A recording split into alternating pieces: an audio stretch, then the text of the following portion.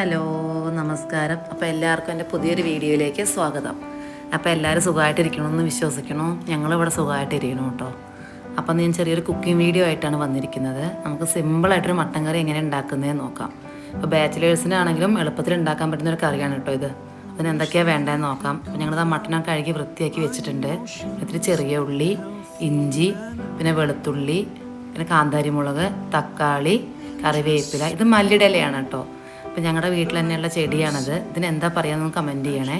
പിന്നെ ഉപ്പ്, മഞ്ഞൾപ്പൊടി, മല്ലിപ്പൊടി, മുളക് പൊടി, കാശ്മീരി ചില്ലി, കുരുമുളക് പൊടി, ഇത്തിരി ഗരം മസാല. ഇത് നമുക്കിതാ ഇഞ്ചിയും വെളുത്തുള്ളിയും പച്ചമുളകും ചതച്ചെടുക്കാം.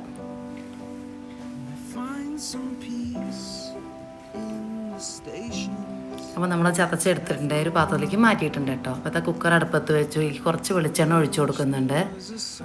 അത് ചൂടാകുമ്പോൾ നമുക്ക് ചതച്ച് വെച്ചിരിക്കുന്ന ഇഞ്ചിയും പച്ചമുളകും വെളുത്തുള്ളിയും കൂടെ ചേർത്ത് കൊടുക്കാം. അപ്പോൾ നമ്മുടെ വീട്ടിൽ തന്നെ ഈ കാന്താരി മുളക് ഉണ്ടാവുന്നതുകൊണ്ട് നമ്മൾ പച്ചമുളക് അധികം വാങ്ങിക്കാറില്ല കേട്ടോ. അതുകൊണ്ടാണ് ഈ കാന്താരി മുളക് ചേർക്കുന്നത്. അതൊന്ന് മൂത്ത് വരുമ്പോൾ നമുക്ക് അതിലേക്ക് ചെറിയ ഉള്ളി ചേർക്കാം. ഇപ്പോൾ സവാളയെക്കാളും ഇത്തിരി കൂടി ടേസ്റ്റ് കിട്ടും നമുക്ക് ചെറിയ ഉള്ളി ചേർക്കുമ്പോഴാണ് കേട്ടോ കറികൾക്ക്, ഏത് കറിക്കാണെങ്കിലും. അപ്പോൾ അതൊന്ന് മൂത്ത് വരുമ്പോൾ നമുക്ക് അതിലേക്ക് പൊടികൾ ചേർക്കാം. കുറച്ച് മഞ്ഞൾപ്പൊടി ഇട്ട് കൊടുക്കുന്നുണ്ട്, പിന്നെ കുറച്ച് മല്ലിപ്പൊടി,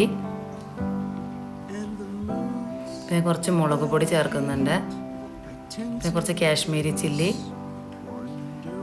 പിന്നെ കുറച്ച് ഗരം മസാല, കുറച്ച് കുരുമുളക് പൊടി. ഇത് നമുക്ക് നന്നായിട്ട് ഇളക്കിയെടുക്കാം. അപ്പം അതിൻ്റെ പച്ചമണമൊക്കെ ഒരുവിധം മാറി വന്നിട്ടുണ്ട്. ഇനി നമുക്കതിലേക്ക് തക്കാളി ചേർത്ത് കൊടുക്കാം.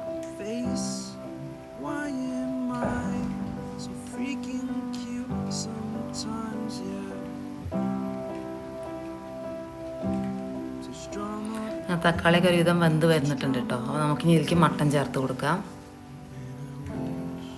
നമുക്ക് നന്നായിട്ട് ഇളക്കി മസാല എല്ലായിടത്തും യോജിപ്പിക്കാം.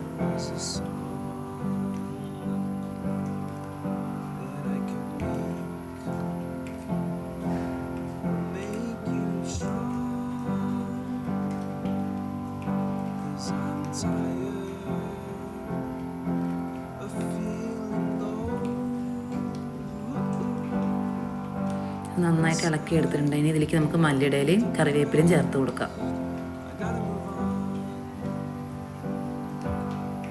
നമ്മുടെ മറ്റേ മല്ലിയിലയെക്കാട്ടിലും നല്ല സ്മെല്ലാണ് കേട്ടോ ഈ ഇലയ്ക്ക്.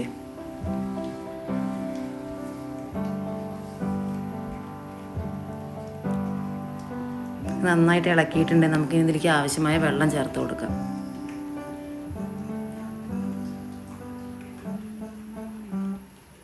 ഇതിലേക്ക് ആവശ്യത്തിനുള്ള ഉപ്പും ചേർത്ത് കൊടുക്കുന്നുണ്ട്.